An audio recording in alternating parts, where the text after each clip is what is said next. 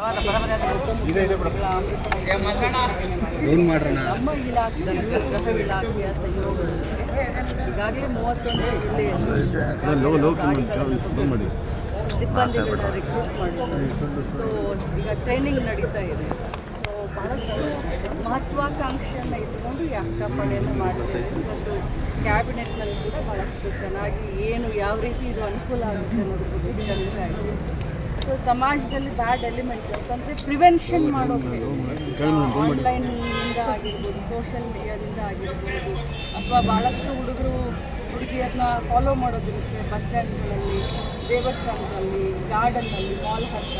So ಎಲ್ಲ ಕಡೆ ಅಕ್ಕಪಡೆ ಗಸ್ತಿನ ಸುತ್ತಾಗ್ತಾ ಇರ್ತಾರೆ. ಅದ್ರ ಜೊತೆಯಲ್ಲಿ ಸ್ಕೂಲ್ ಕಾಲೇಜ್ಗೆ ಹೋಗಿ ಎಜುಕೇಟ್ ಮಾಡೋದು ಕೂಡ ಮಾಡ್ತಾರೆ. ಭಾಳಷ್ಟು ದಿನದಿಂದ ಒಬ್ಬ ಹುಡುಗಿನ ಬಿಡಿಸ್ತಾ ಇರ್ತಾರೆ. ಹುಡುಗಿ ಮರ್ಯಾದೆಗೆ ಹೆದರಿ ಮನೆಯಲ್ಲಿ ಕೈ ಬರೋದಿಲ್ಲ.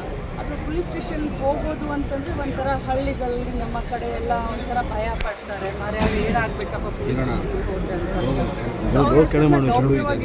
ಅಕ್ಕಪಡೆ ಕಾರ್ಯಾಚರಣೆ ಮಾಡುತ್ತೆ. ಬಹಳಷ್ಟು ಆಸೆಯನ್ನು ಇಟ್ಕೊಂಡು, ಮಹತ್ವಾಕಾಂಕ್ಷೆನ ಇಟ್ಕೊಂಡು ಇದೊಂದು ಉತ್ತಮವಾದಂಥ ಒಂದು ಪ್ರಯೋಗವನ್ನು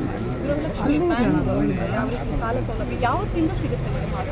ನಾನು ಮುಂಚೆನೇ ಹೇಳಿದ ಹಾಗೆ 6 ತಿಂಗಳು ಅವರು ಪ್ರತಿ ತಿಂಗಳು 200 ರೂಪಾಯಿ ತಮ್ಮ ಸೇವಿಂಗ್ ಅಕೌಂಟ್ನಲ್ಲಿ 200 ರೂಪಾಯಿಯನ್ನು ಇಡಬೇಕಾಗುತ್ತೆ. ಇದು ನಿರಂತರ, ಬರೀ 6 ತಿಂಗಳು ಅಷ್ಟೇ ಇಡೋದಲ್ಲ.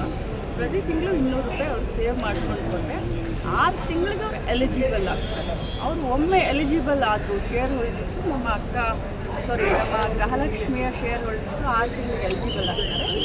6 ತಿಂಗಳ ಆದ ತಕ್ಷಣ ಯಾರ್ಯಾರು ಅಪ್ಲಿಕೆಂಟ್ ಇರ್ತಾರೆ ಅವ್ರನ್ನೆಲ್ಲರನ್ನೂ ಕೂಡ ನಮ್ಮ ಕಮಿಟಿ ಇದೆ, 13 ಜನರು ನಮ್ಮ ಕಮಿಟಿ ಇದೆ.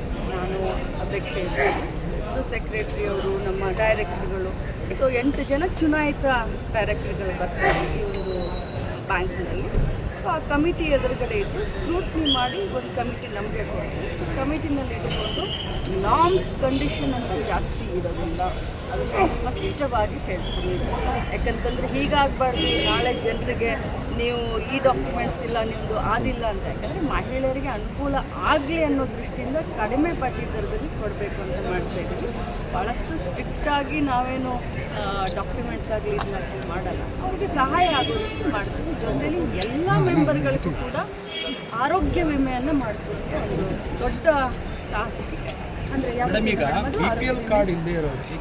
ಮೇಡಮ್ ಆರೋಗ್ಯ ವಿಮೆ ಯಾವತ್ತಿಂದ? BPL ಕಾರ್ಡ್ ಅನರ್ಹ ಮಾಡ್ತಿದ್ದಾರೆ ಅಂತಗಳಿಗೆ ಹೌದು, BPL ಕಾರ್ಡ್ ಅನರ್ಹ ಆದ ತಕ್ಷಣವೇ ಗೃಹಲಕ್ಷ್ಮಿಯನ್ನು ಕಟ್ಟಾಗುತ್ತೆ. That is natural. ಬಟ್ ನಾವು ಹೇಳಿದ್ದು BPLಗೂ ಕೊಡ್ತೀವಿ, APLಗೂ ಕೊಡ್ತೀವಿ, ಅಂಥೋದಯಕ್ಕೂ ಕೊಡ್ತೀವಿ. ಯಾರು ಇನ್ಕಮ್ ಟ್ಯಾಕ್ಸ್ ಮತ್ತು GST ಪೇ ಇಲ್ಲ ಅಂಥವ್ರಿಗೆಲ್ಲರಿಗೂ ಕೊಡ್ತೀವಿ ಅಂತ ಹೇಳಿ. ಹೌದಾ, ಬರೀ BPL ಅಷ್ಟೇ ಹೇಳಲಿಲ್ಲ, ನಾವು APLಗೂ ಕೊಡ್ತೇವೆ. ಆದರೆ ಈಗ ಏನು ಹೊಸದಾಗಿ ಸ್ಕ್ರೂಟ್ನಿ ಮಾಡಿ ಏನು BPLನ ಕಟ್ ಮಾಡ್ತಾ ಇದ್ದಾರೆ, ಆ ಲಿಸ್ಟು ಅವ್ರು ನಮಗೆ ಕಳಿಸಿದ ತಕ್ಷಣ ಅವ್ರದ್ದು ಹೋಲ್ಡ್ ಆಗಿದೆ.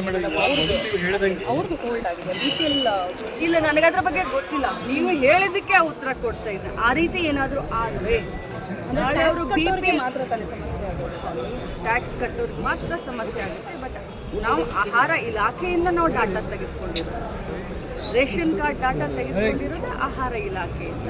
ಅವರು ಫ್ರೆಶ್ ಆಗಿ ಡಾಟಾ ಕೊಟ್ಟು ಡಿಲೀಟ್ ಅದರಲ್ಲಿ ಆಗಿದ್ರೆ ಮನೆ ಯಜಮಾನ್ತಿ.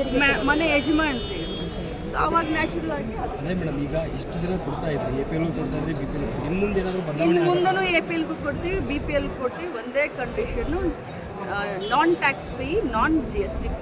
ಮೇಡಮ್ ಫೆಬ್ರವರಿ ಮಾರ್ಚ್ಗೆ ಆರ್ಥಿಕ ಇಲಾಖೆಯಿಂದ ದುಡ್ಡು ರಿಲೀಸ್ ಆಗಿದೆ ಮೇಡಮ್. ಒಂದು ವೇಳೆ ಆಗದೇ ಇದ್ದರೆ ತಾವು ಮತ್ತೆ ಮನವಿಯನ್ನು ಮಾಡ್ಕೋತೀರಾ? ಖಂಡಿತವಾಗ್ಲೂ ನಾನು ಮನವಿ ಮಾಡ್ಕೊಳ್ಳೋದಿಲ್ಲ, ಮನವಿ ಅಲ್ಲ ಅದು, ಡ್ಯೂಟಿ. ಖಂಡಿತವಾಗ್ಲೂ ಫೆಬ್ರವರಿ ಮಾರ್ಚಿದ್ದು ಮಾನ್ಯ ಮುಖ್ಯಮಂತ್ರಿಗಳು ಕೂಡ ಸದನದಲ್ಲಿ ಉತ್ತರವನ್ನು ಕೊಟ್ಟಿದ್ದಾರೆ. ನಾವು ಮತ್ತೆ ಪದೇ ಫೈನಾನ್ಸ್ ಡಿಪಾರ್ಟ್ಮೆಂಟ್ಗಳಲ್ಲಿ ಕೂಡ ನಾವು ಕೇಳ್ಕೊಂಡಿದ್ವಿ, ಬಿಡುಗಡೆ ಅವ್ರು ಯಾವಾಗ ಮಾಡ್ತಾರೆ, ಮಾಡಿದ ತಕ್ಷಣ ರಾಜ್ಯದ ಯಜಮಾನಿಗಳಿಗೆ ಫೆಬ್ರವರಿ ಮಾರ್ಚ್ ಖಂಡಿತವಾಗ್ಲೂ ಯಾವತ್ತು ಫೈನಾನ್ಸ್ ಡಿಪಾರ್ಟ್ಮೆಂಟ್ ಕ್ಲಿಯರ್ ಮಾಡುತ್ತೆ ಅವಾಗ ನಾನು ಕ್ಲಿಯರ್. ಬಟ್ ಯಾವತ್ತು ಆಗ್ಬೋದು ಮೇಡಮ್? ನಾನು ಅದೇ ಪದೇ ಹೇಳ್ತೇನೆ.